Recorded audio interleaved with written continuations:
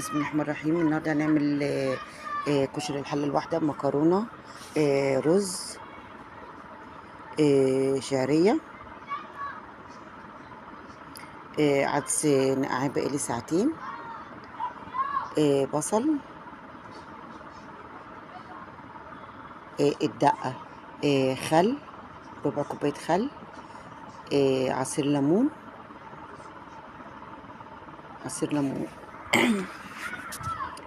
كوبيبه صيني، كمون، شطه، كزبره ناشفه. بس مفيش حاجه. دي مقاديرنا النهارده. تعالوا للبصل الجوليين. بتاعينه احنا كده جوليين. يعني حطينا البصل على الزيت دلوقتي، هنحمره. ده غير بتاع المحلات، ده الحله الواحده، المكرونه مع الرز مع العدس، كله في حله واحده، مش زي الكشري اللي انا كنت عاملاه لكم قبل كده اهوت. وانا كنت جايبه اليومين اللي فاتوا دول عنكم، كنت معلش عامله عمليه، فكنت ممنوع ان انا يعني اخش المطبخ وكده اهو. والحمد لله. والحمد لله يعني، نحمد ربنا. نعمل الخل الدقه، ربع كوبايه،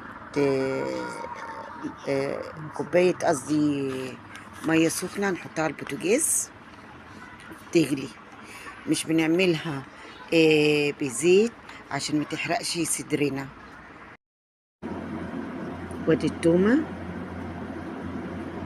هنحطها على كوبايه الميه. شايفين الميه بتغلي ازاي؟ هنحط التوم،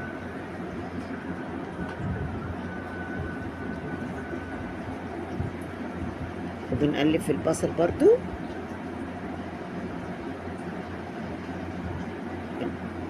ادي التومه اهي هنحطها. بصوا عشان التومه ساقعه، بردت الميه كانت بتغلي.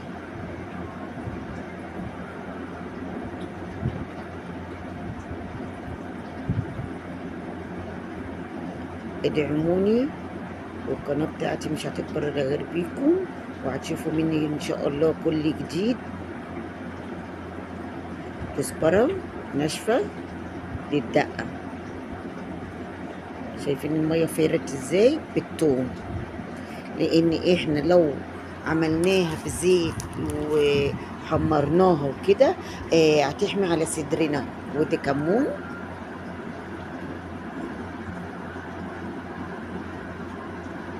بس قلبناهم مع بعض. وهنحط الخل كده الليمون هنحطه. وبعدين هنحط ربع كوبايه الخل، وهنقلبها كده مع بعض. بس هتاخد غلوه وهننزلها في الطبق. ودي البصل طبعا بعد ما اتحمر. ودي الدقه.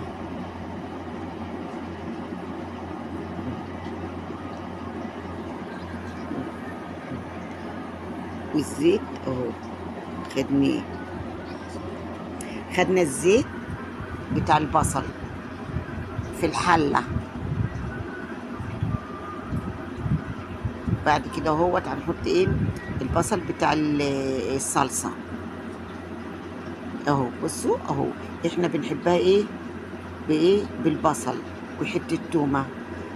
انتوا عايزين تعملوها بتومه، ده اختياري ليكم، ده بيبقى اختياري.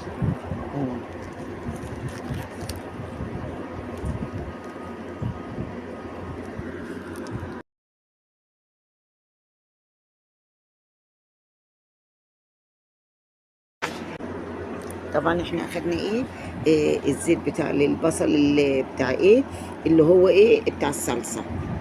ها. والزيت دوت لايه؟ للكشري اللي هو ايه؟ الحله الواحده اللي هو عباره عن ايه؟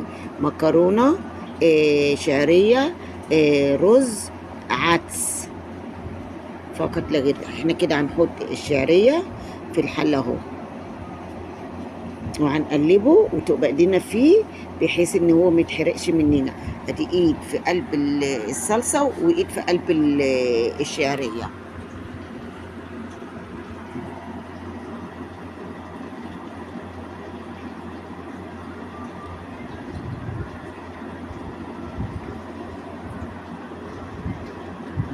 بنقلب كده كويس في الشعريه.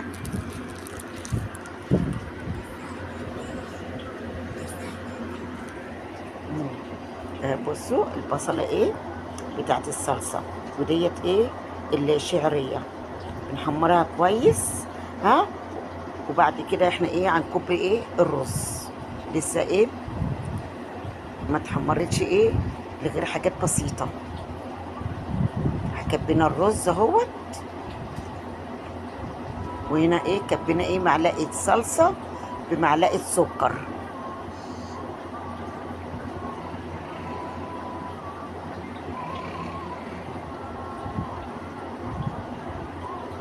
كده احنا ايه كبينا الصلصه وحطينا معلقه سكر لايه عشان صدرنا ما يحمش، ايه بيعادل ايه نسبه الحموضه. حطينا هنا معلقه كمون، بقى كوبيبه صيني،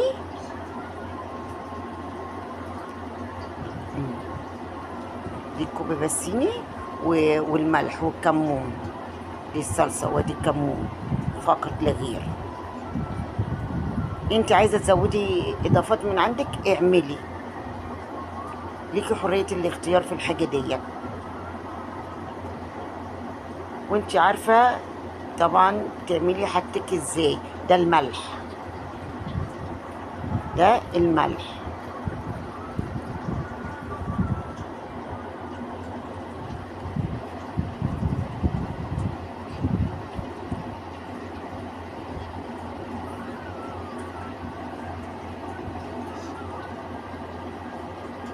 حطينا هنا ايه المكرونه بعد الرز والشعريه.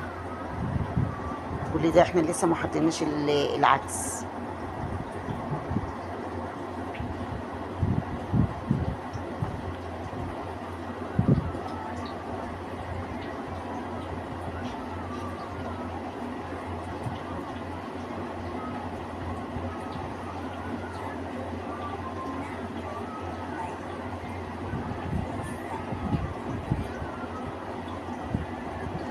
ادي العدس كبيناه اهو.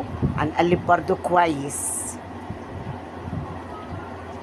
كويس.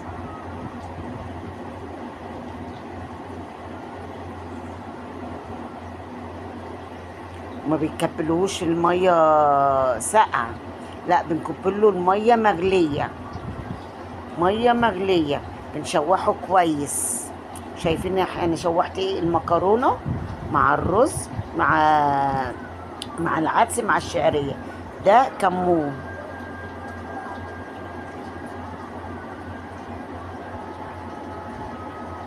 برضو بيبقى صيني.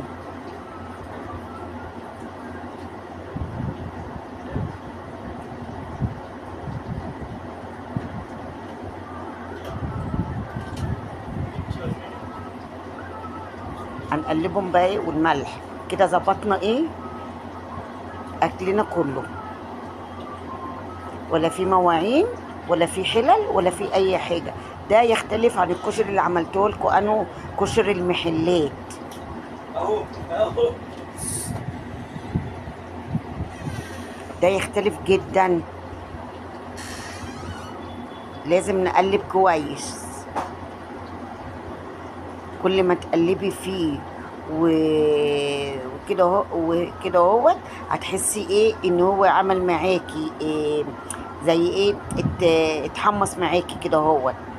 بصوا ادي ده اللي احنا عايزينه. شايفه؟ ده هيديك النتيجه. والرز المفلفل، الكشري المفلفل الصح. كده احنا هنقلبه. طبعا احنا حطينا ملحنا وحطينا توابلنا عباره عن ايه: كمون، كبيبه صيني، كزبره ناشفه، بس ما حطيتش زياده عن كده.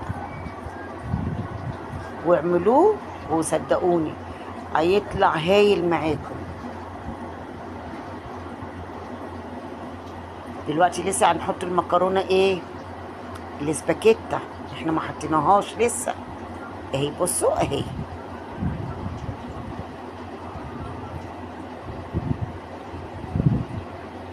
اهي بصوا هنحطها وهنغطي الحله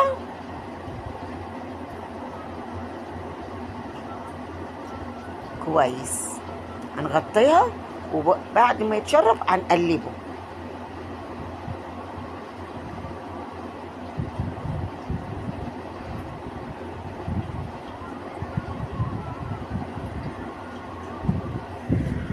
ودي النتيجة الكشري بتاعنا. وادعموني واستنوني كل جديد.